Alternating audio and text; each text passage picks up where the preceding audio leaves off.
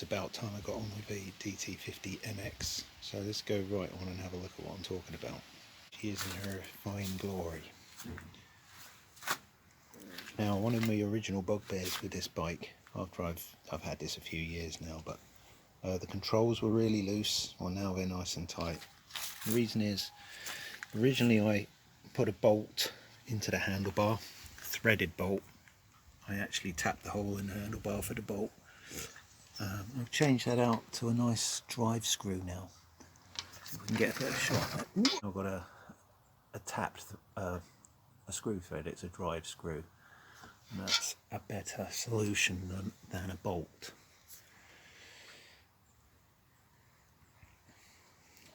Alright, well, let's see if his bike starts. Well, it was running yesterday. Oops, better turn the ignition on.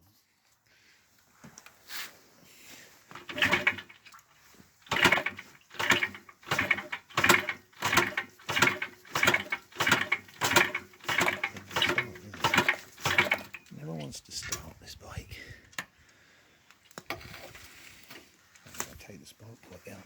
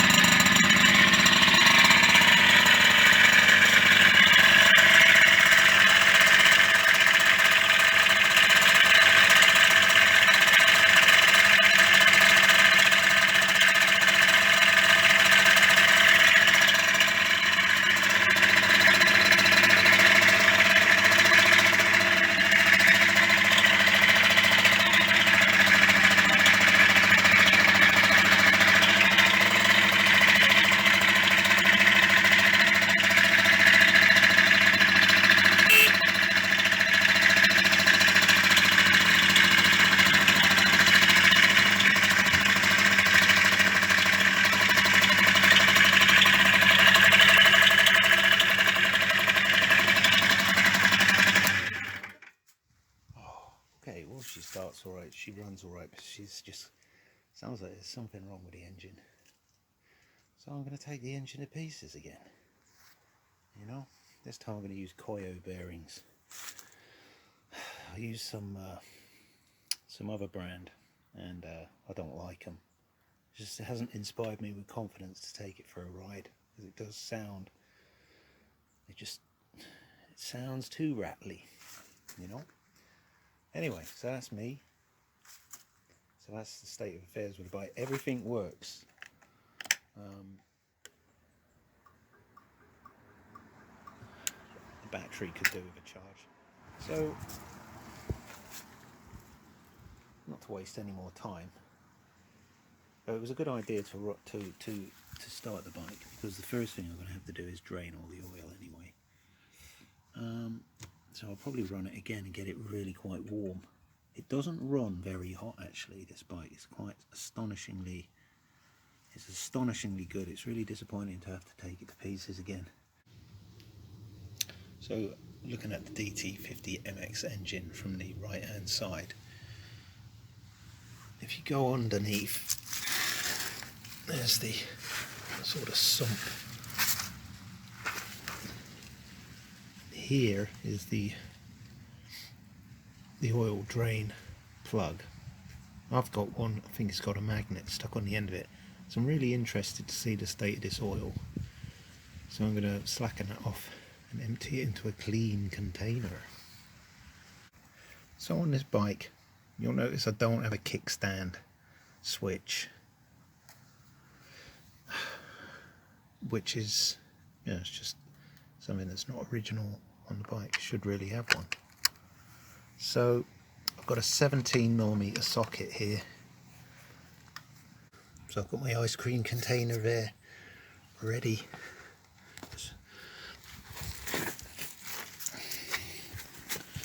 Ready to take fresh warm oil.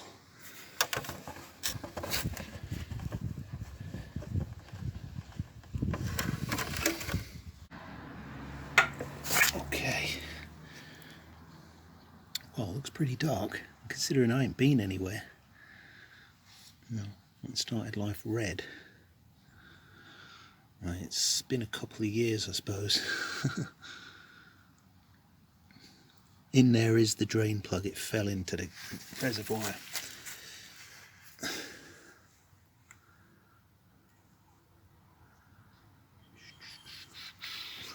So when that's finished spilling out,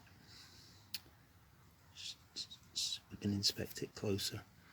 I mean, it's not going to change the idea of taking the engine apart again, changing out those bearings. But it would be interesting to see if there's metal filings in there. So might get some exhaust paint on here. It's just starting to show through again.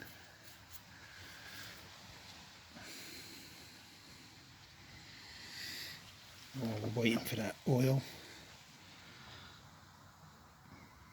So look at the raising, the jack-up kit. I don't like calling it jack-up kit, but there you go. It's got a GNLE tailpipe. Don't like it myself. And it's missing the strap that goes over the seat, and it doesn't have a rear rack. The mud guards are the wrong colour, and lots of little things. Right, that's down to drips now, so I'll take it away, I think. Well, there's plenty of metal debris on the magnet. I've already touched it once, and you know, that's a lot of metal debris. So something's wearing out, and it's not aluminium. It's not piston. I mean, it could be a number of things, but it's not aluminium because it's not magnetic.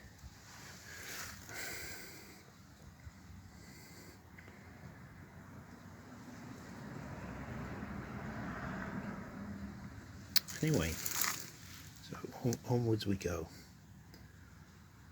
Incidentally, while I was draining the oil, I did level the bike up so that it, because at this angle I've just got it on the stand as opposed to sort of paddock stands. But if you make the bike horizontal, you get a different drain effect. More oil comes out.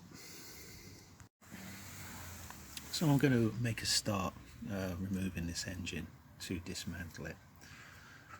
And so the first thing to do is to take the side panels off, the left and the right, so that's the left. And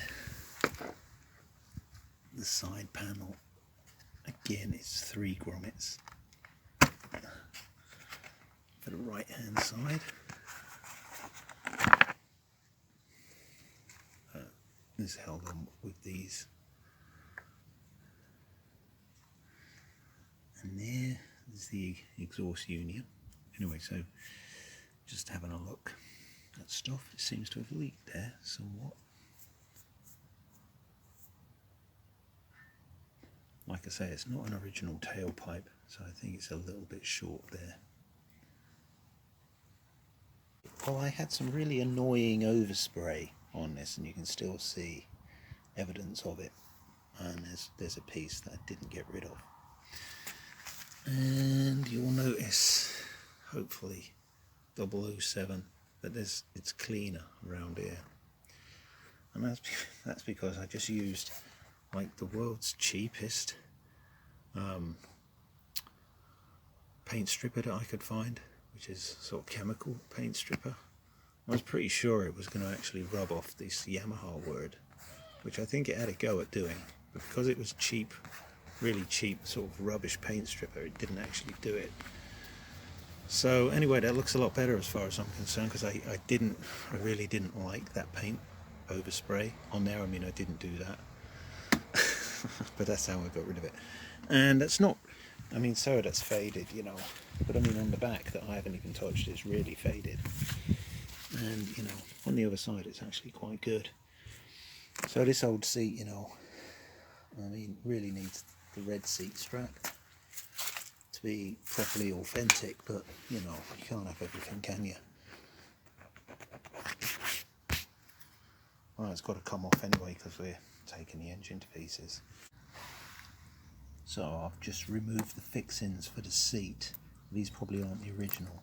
I've got 13mm nuts and bolts there with a couple of washers either side of the plastic part of the seat there, so there's one on each side. It should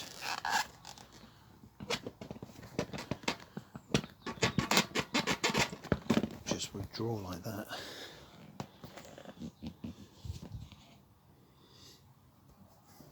This little compartment is where you find the toolkit.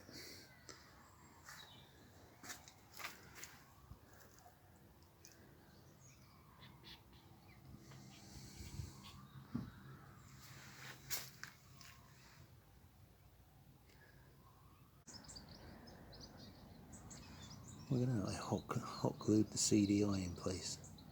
It's nice. So here's the air intake.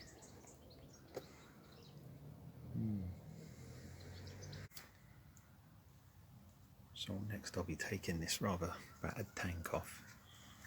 It's not MX details, they're DTM details, but that's another story. So what I've got here is some it's hot water, it's just out of the kettle, so it's been boiling. And if I just put it against this petrol pipe, it's hard to do it without burning your fingers. Yeah.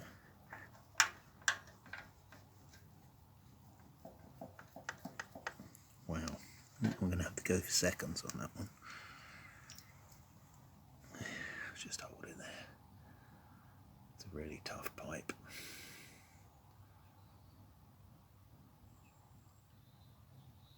So I'll probably edit this down. Should just take 10 seconds. Let's have a look now. There you go. So the other trick to do, or the other thing to do with the hot water there, is the breather pipe, which I'm going to leave in situ. You could yank it out, but may as well leave it there. There we go. So now for the tank, it's just this 10mm bolt, and then we can pull it. I'll probably help if I was videoing that, so it's 10mm on this bike. It's probably not the original bolt.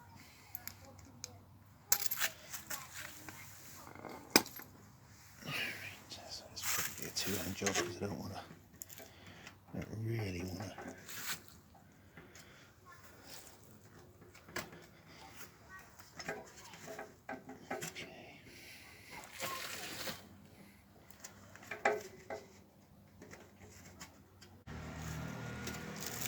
So the tank should have a couple of these tank rubbers.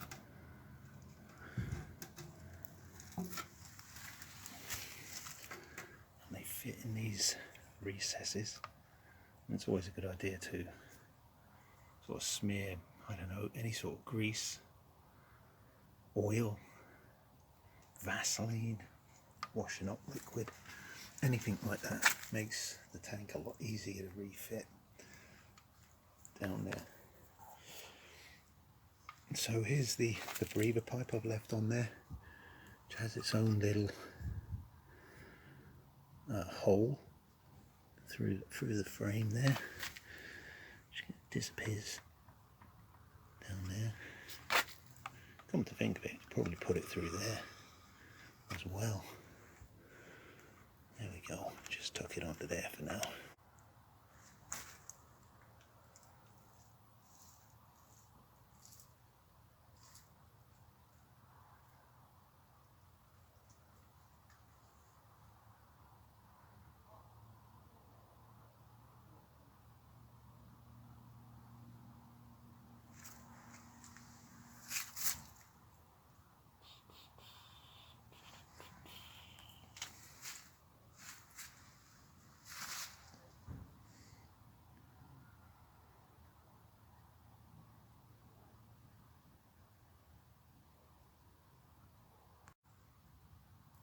So, you know, it's been several years since I actually put this bike together out of the crate of parts that I got. And I can remember painting this spring with burgundy Plasy coat. It was Plasy coat. I don't even know whether they still make that stuff, although it was old paint when I used it. And it's lasted really well. It's worn down to the metal in some places, but on the whole, it's really good. And the shock absorber, which I painted white with Hammerite white, is still inside there, and that's looking really good, really, I think. Anyway, so really I should put some cling film over the end of this, but it's not going to be there for very long before it goes in a box. But you never know what might happen, so it should really be done for storage purposes.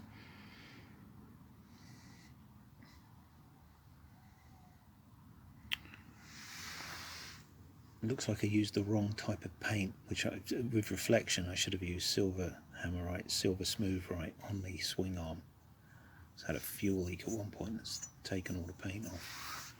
But I'm not taking it so far down that I'm repainting that today or whenever.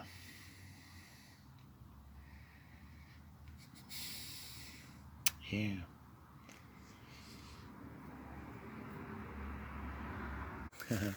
This is the blue and yellow. This is the blue and yellow that goes to the kickstand cut-off switch, which I've actually hardwired to the ground. Because there's my earth point in there. All those blue tip wires going into it. So that fools the CDI into thinking it's in the correct position, although we haven't got one fitted on this bike. Which, you know, I should really get one, but it's not something I got round to doing.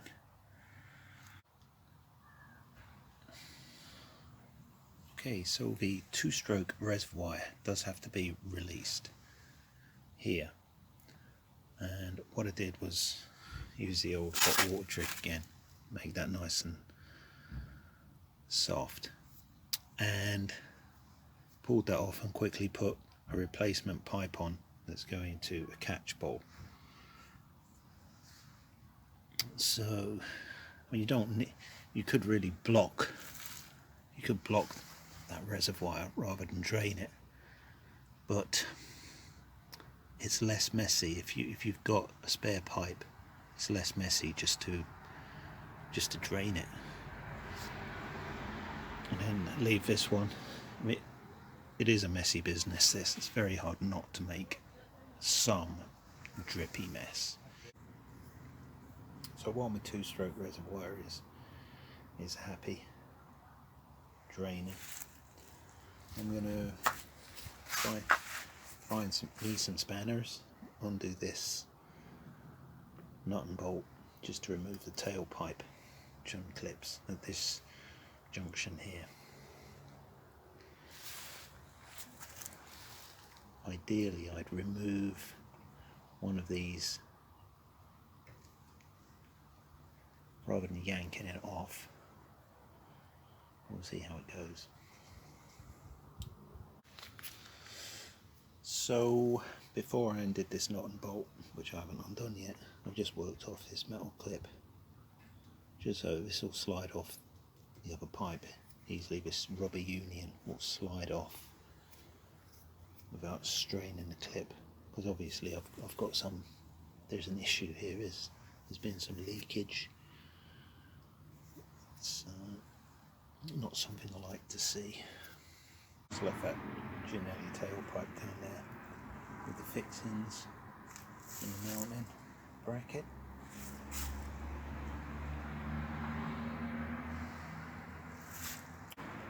Just used a couple of adjustables. I didn't know the size of the fixings for that one. Okay, so the two-stroke reservoir is steel draining. Still pretty confident that that is the correct size vessel, and I'll be able to shut that up. I mean, could have just put a clamp on that hose, but it would have meant closing that out of the way would have been more tricky. Could have took it off. So many different ways to do things. Here I reach the end, and there's the pipe sticking up. There's no more coming out of it because the reservoir is totally empty. And that's what we managed to drain off. So hopefully I won't put that on my chips. Find a place to put that.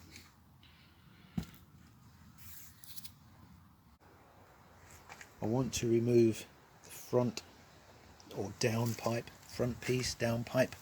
I'm going to need a special tool that's held on with this special nut there, and for that we'll want a C-spanner which looks like this.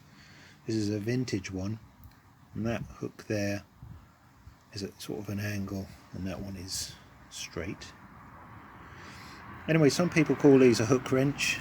So what it does is puts one of these hooks into the part of the nut that's got a slot for it. It's not a slotted nut, it's just a special nut. There we go, we're in. There we go.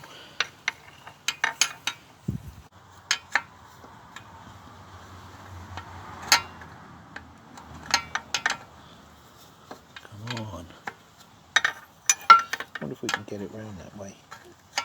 Going anti-clockwise? No, I can't. Alright. Oh, I needed the angle then. I was doing it with the wrong end.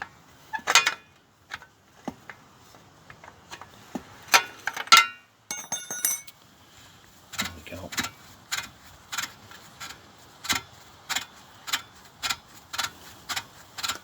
Oh, only took a couple of minutes.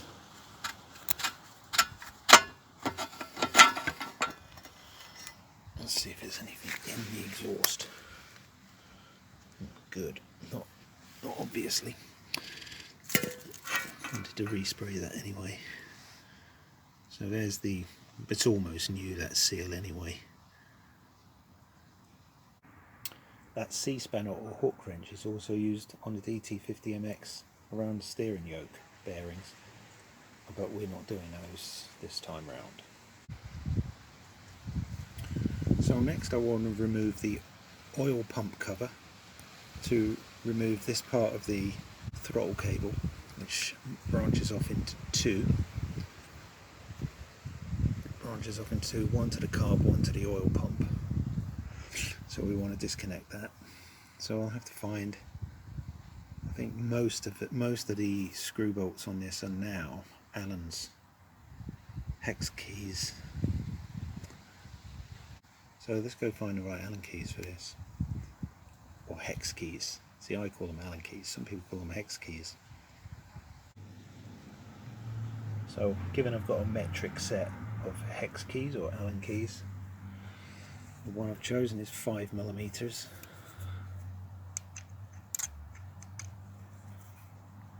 And I'm going to have to use an extension on that.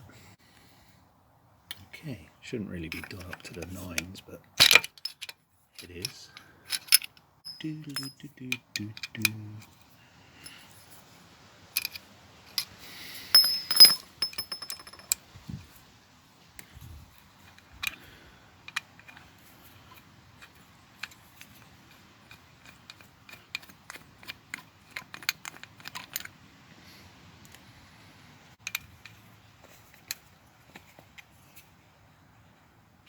Take that one off. What a pillar.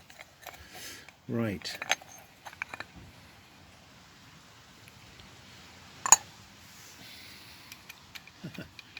Remember, boys and girls, that one don't need to come off. There you go. Okay, so what I seem to remember you do with this is you go counter the direction. So there's your, now I'm going to use that word again, I'm going to use that lug word. On the end of the cable is that little lug. Right there where my thumbnail is. little lug there. What you do is disconnect the cable that goes around this groove. You take the cable out of the groove. Oh, I might be able to do it one-handed, look. And then you draw it up like that. It's drawing that lug up, or at least it should be.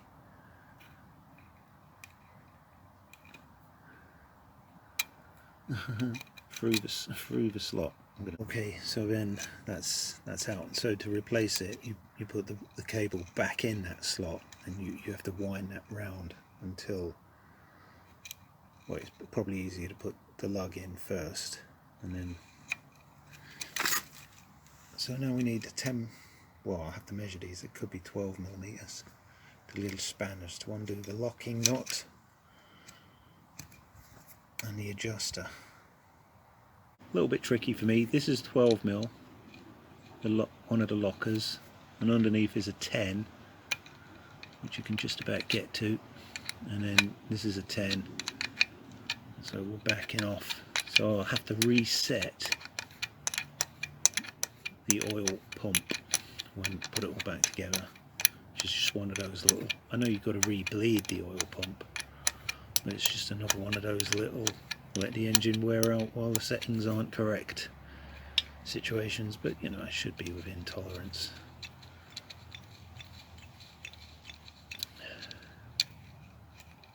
Right, so now we can withdraw the whole of the throttle cable there, keep that nice and clean.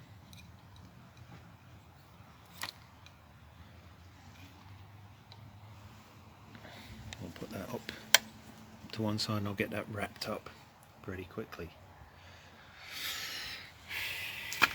with polyurethane or plastic or something. Right, so what I'm going to do now is just replace the oil pump cover, simply to stop hibernating creatures from making a nest in there or whatever. Okay, that's the 5mm Allens or hex heads, 5mm hex heads. Never counted the sides on them. Okay.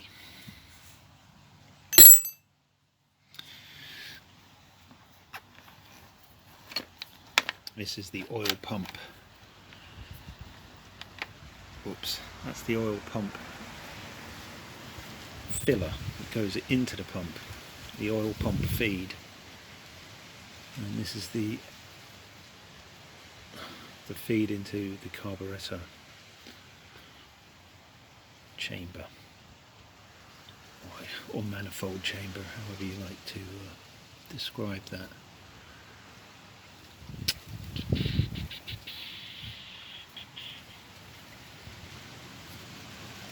It's just, for me, it's better to put that on there because we could be, you know, knocking it when we take the motor out.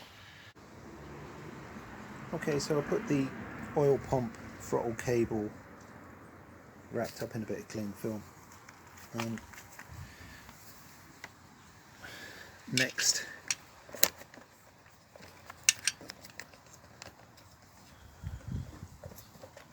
I'll probably do this around the other side actually.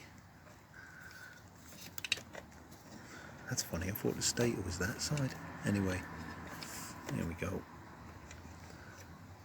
So next I just need to undo the top of the carburetor. This is to remove, oh, I don't want to get that in the way. There we go. To remove all of the throttle cable. So I'll have to wrap that up in polythene as well.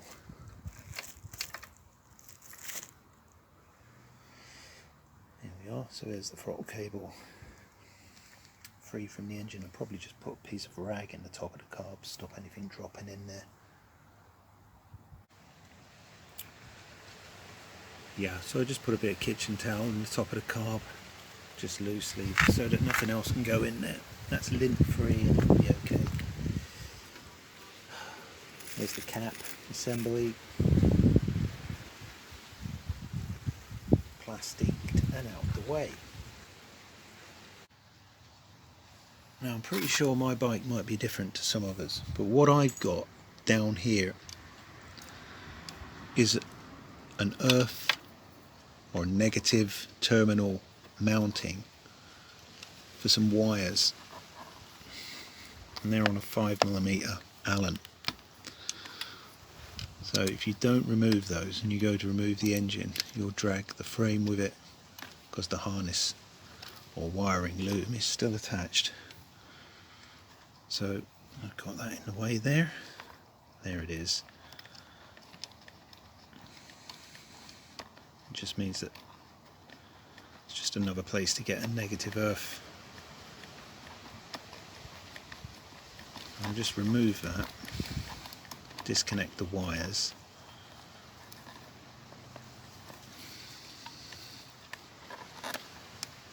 So not all bikes will have one there. I just put one there because there was a suitable place to put an earth strap. Just means you might get a better spark.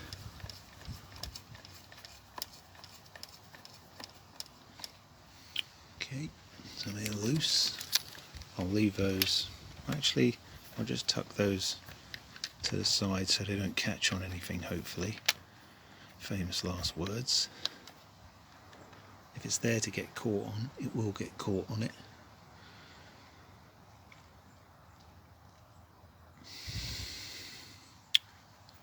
Right, so we will need to disconnect the spark plug from the coil. And if you want to loosen the spark plug, which I've already loosened, now is a good time to do it, because once the engine's off and if you've got a really stiff spark plug, they will be spinning round for you. Okay, I'm going to go over the other side now.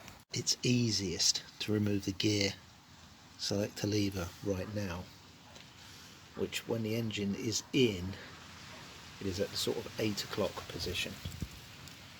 Possibly 7 o'clock, but it looks more like 8 o'clock to me. So we'll want to undo this 10mm securing bolt. Hopefully we haven't stripped it. We'll have to remove that bolt, I think. It's not just a question of undoing it.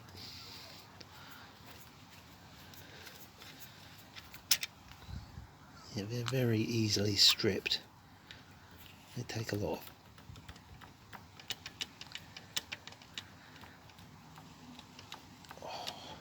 Could always try and open this up a bit with a screwdriver.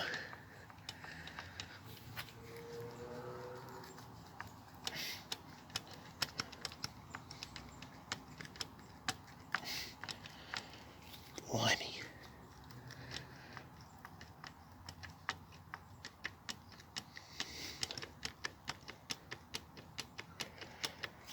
Blimey.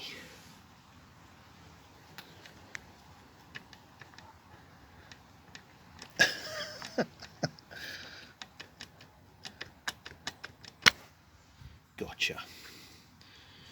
Right, I'll just put the bolt back in there.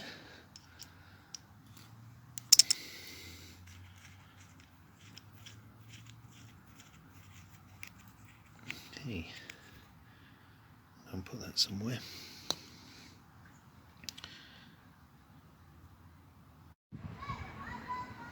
Okay, here's another thing I'm going to remove. Is just because this is going to catch on the frame and it's going to flick and it might have some petrol in it. So I'm going to take that off. There's a little hot water rag trick because it's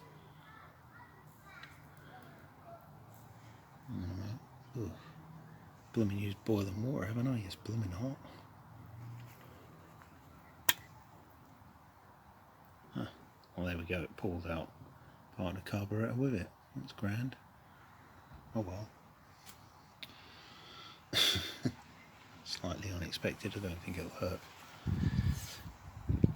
And we also want to remove these stator wires. 1, 2, 3. And now, oops, the stator wires are actually wrapped up in the battery wires. I'll make sure that's all free. Okay. Suppose we better do something about the clutch. Now then, if we loosen the wire from the handlebar, it might just be easier to take the whole clutch cover off. What I'll have to do is loosen it, I guess. I'll have to just knock the locker off. We'll build up some slack here. Probably going the wrong way. Let's build up some slack. Can't get any more slack than that, can you?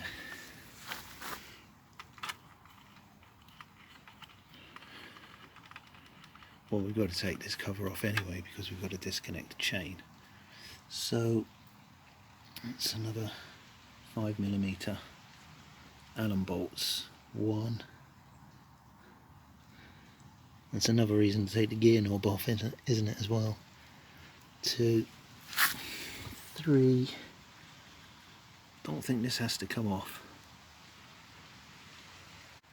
Okay, so having removed the clutch cable from the handlebars and got a nice lot of slack, I've removed 4 Allen bolts from around, as well as the gear lever from around, and that should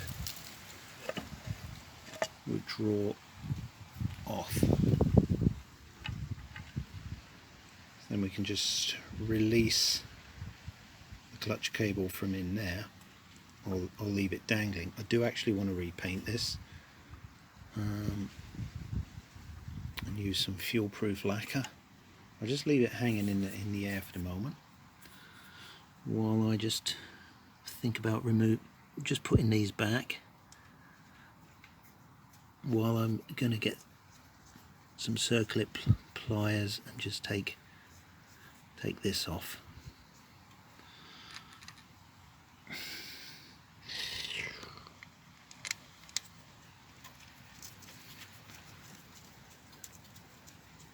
Right.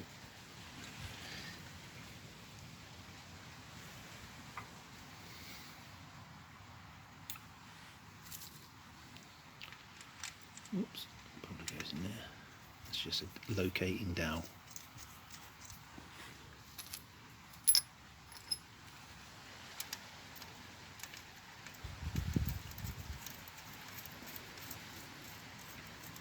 Alright, let's just have a quick look at this. So what I need to do is take the tension off that spring and then thread that lug out of a little brass, there's a little brass thing, I seem to remember. The lug goes in a little brass thing, and then you thread the brass thing through that hook here, what I'm talking about. So the grey coloured thing is the lug off of the cable, and then the brass thing is actually a little part that goes inside that hook where my index finger is. So I'll just play around with that for a second to just remove that. Oh, this thing is amazing. I've taken the little brass thing out, but of course until you can get the little brass thing, I don't know what you call it, but it fits on the lug of the clutch cable. Little brass spigot pin, I suppose, some sort of pin. Anyway, it won't actually go through the hole where the clutch cable goes in until you've actually removed it. So yeah, it's really stuck on there. Really fancies staying on there. I think it's kind of molded to the shape of it. So it's going to take a little bit of getting it off, to be honest. Sort of bit of manhandling work there. You know, it's got to come off because I've got to take it away and paint it. Yeah, so, oh, there we go. Yeah.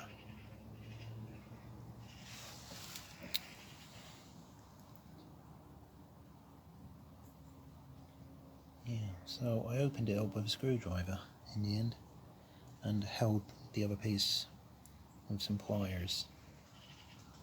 Didn't have to open it much, just enough to let go of that lug. And there we go. It's a very easy piece to lose. Yeah, so that is going to go in its own special little box for now. That's probably the most fiddly bit of the whole thing. And I'll leave this off, may as well, and make the engine a little bit lighter. And I can go and give that a good tidy up, a degrease and a paint.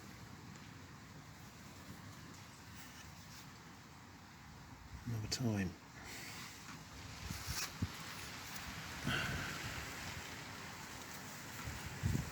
So the stator wires, I better just wrap them out the way.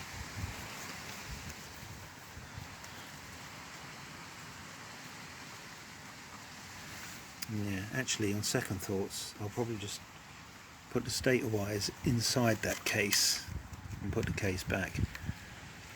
After we've removed the circlip that goes here, and take this sprocket off. Now taking the sprocket off without loosening the chain is easier than putting it back on without putting the chain very loose. So it is possible. Before I actually do that, I'm going to remove this pipe here, the carb boot, because I just think I'll probably forget that if I don't do it right this instant while I've got a screwdriver in my hand.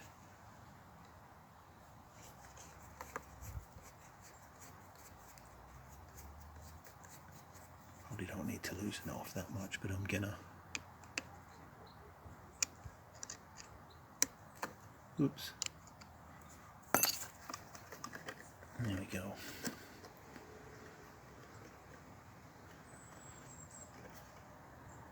Just tuck that to one side. Actually, I can take that off completely. Oh, crikey, look at the state of that.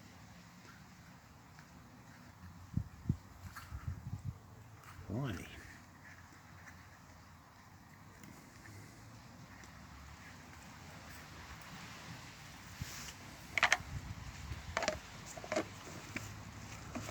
Oh, well, good, is it? I suppose really I ought to put some towel in the back of that and all. So just having a look at the circlip there, it's the kind that you force apart. So you need a pair of pliers that fit in those little holes. Whoa! 2 little holes. And it forces that. Some people call them a C-clip, not a circlip.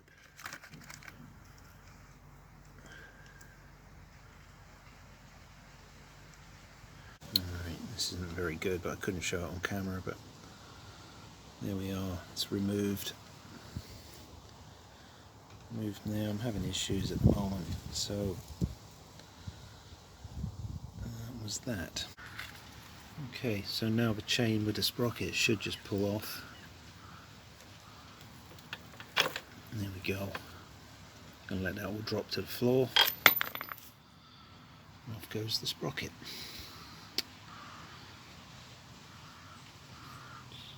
So at this point I could put that side cover back on, or I could just get on with cleaning it.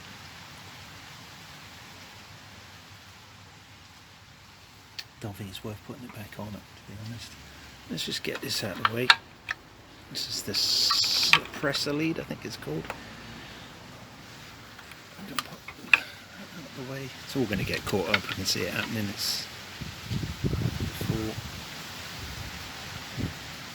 right. Well, I decided that I will put the side cover back on.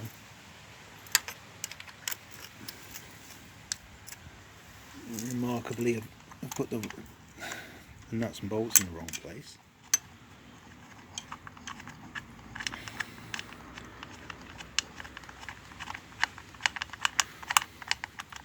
So you'll have to allow me to do that.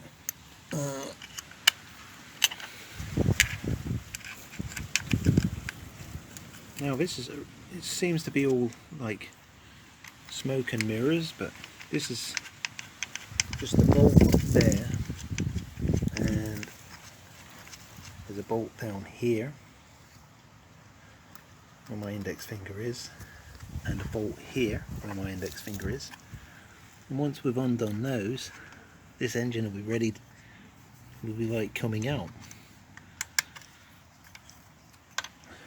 So it does seem a bit like we've jumped a few steps, but everything's been there. I haven't done anything off camera.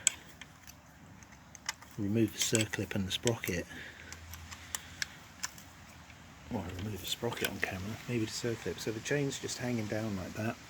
On my bike there's a little bit of plastic protection over the swing arm spindle bar across there because it's jacked up.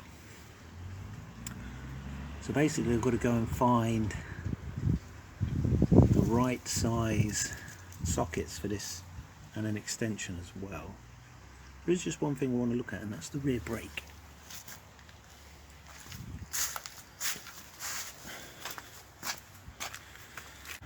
Here's the rear brake. It's got plenty of wires that can get hung up on stuff.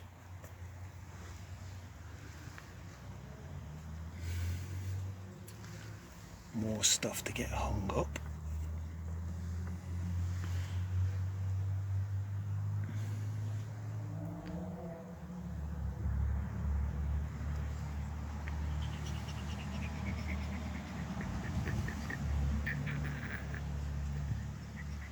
I'm going to leave the bash plate there. I don't think anything's going to get caught up on that. Right. So I've got a 12mm socket on the lowest there.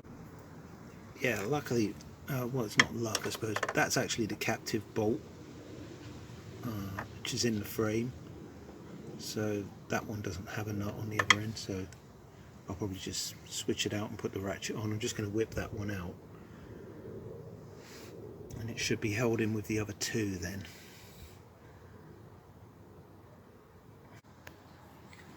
Okay, and in there is a 12, and on the other end is a 13. It's literally out now, so it's a 12mm here and a 13mm the other side. Just have to remove the nuts and bolts there. And you're just withdrawing the top right bolt there, engine bolt. Put this little guy back on with it. Oops.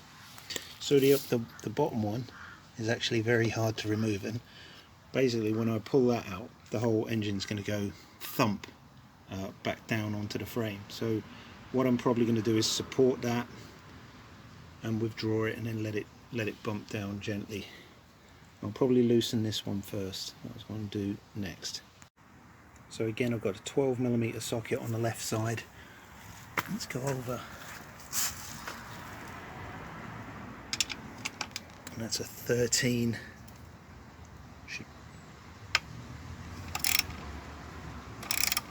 On this side. Okay. So there you go. There's that. We've drawn that bolt there, the front engine bolt, so that enables the engine now to rock. So I'll just support that, withdraw that last bolt, just had the nut taken off it, can't find it at the moment. Well, we'll find it. We've got to find it or the engine won't come out. Okay, yeah, it's right here. So I've just got to support the engine a bit. Maybe I haven't.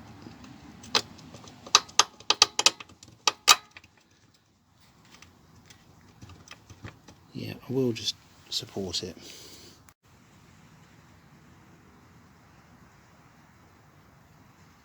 Okay, so the way I actually did this, the front one came out middle, and then the one without the nut came out last.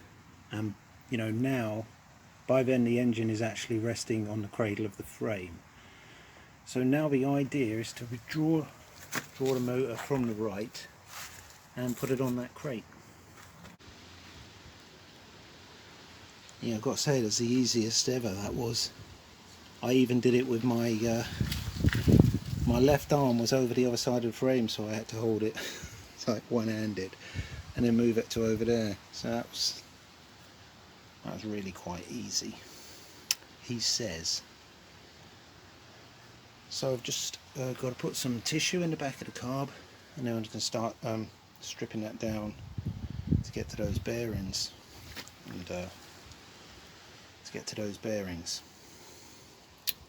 you give this a clean while we're here. It's strange, I actually found a knot.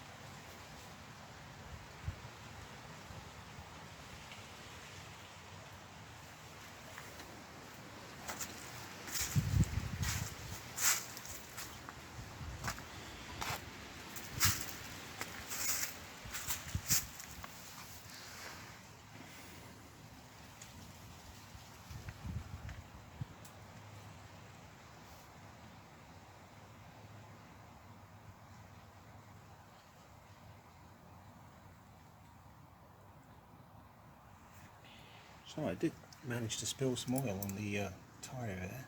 That would have come out of a 2-stroke input tube. So I'm going to go and wipe that off and get a rag to stick up that carburettor.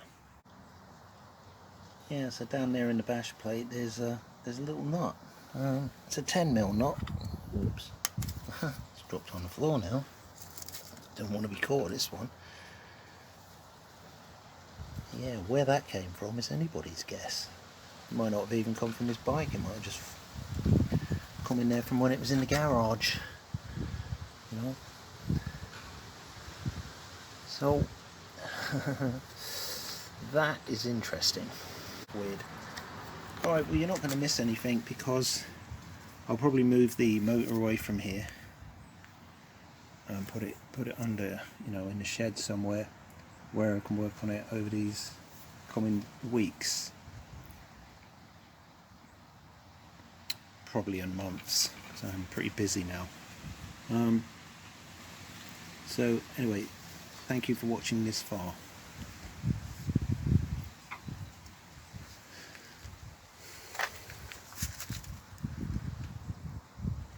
I'm just thinking that nut, I reckon it was off the cylinder head, and I dropped a cylinder head nut and then replaced the nut with another one.